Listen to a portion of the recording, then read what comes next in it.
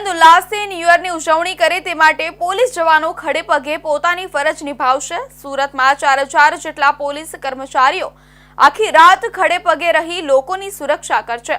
2500 police જવાન, 900 home guard, 3 SRP company, 150 C team, મહિલા police, 51 PCR અને 121 bike સાથે પોલીસ જવાનો શહેરની સુરક્ષા કરશે।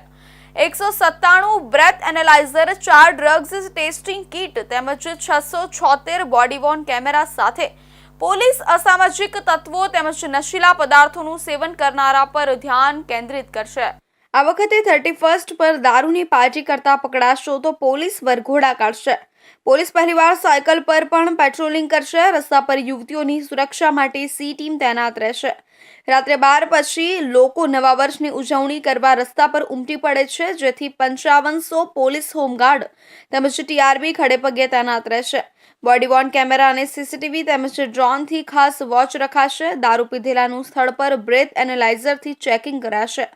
અઠવા ગેટથી ડુમ્મસ સુધીમાં વધુ ભીડ જામતી હોવાથી અહીં સૌથી વધુ ટ્રાફિક હશે। ડ્રગ્સનો નશો કર્યો હશે તો સ્થળ પર કીટથી ચેકિંગ કરાશે। ટૂંકમાં શિસ્તની જાળવણી નહીં કરાશે તો નવા વર્ષમાં પોલીસ લોકઅપમાં રાતવાસો કરવો પડશે। રાજકોટ ગેમ ઝોન કાંડ બાદ આ વખતે 31સ્ટના આયોજકોએ ફાયર સેફટીની તમામ સુવિધા ફરજિયાત રાખવાની રહેશે। ફાર્મ હાઉસ, પાર્ટી પ્લોટ કે મોટા મોલમાં ઉજવણી મોટા પાયે થતી હોવાથી આવા સ્થળોના ગેટ પર ફરજિયાત નાઇટ વિઝન સીસીટીવી કેમેરા લગાડવાના રહેશે।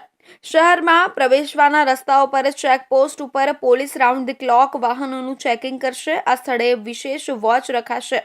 ડુમસ, વેસુ, ગવિયર, આબવા, મગદલા, પાલ, પાલનપુર, જહાંગીરપુરા, સરથાણા, મોટા વરાછા, ભીમરાડ, વીઆઈપી રોડ સહિતના ફાર્મ હાઉસ, પાર્ટી પ્લોટ પર ડ્રોનથી વોચ રખાશે। 4 company SRP, 550 TRB, 970 home guard, 4000 police કર્મી, આમ પોલીસે વોચ રાખવાની તૈયારી શરૂ કરી હતી।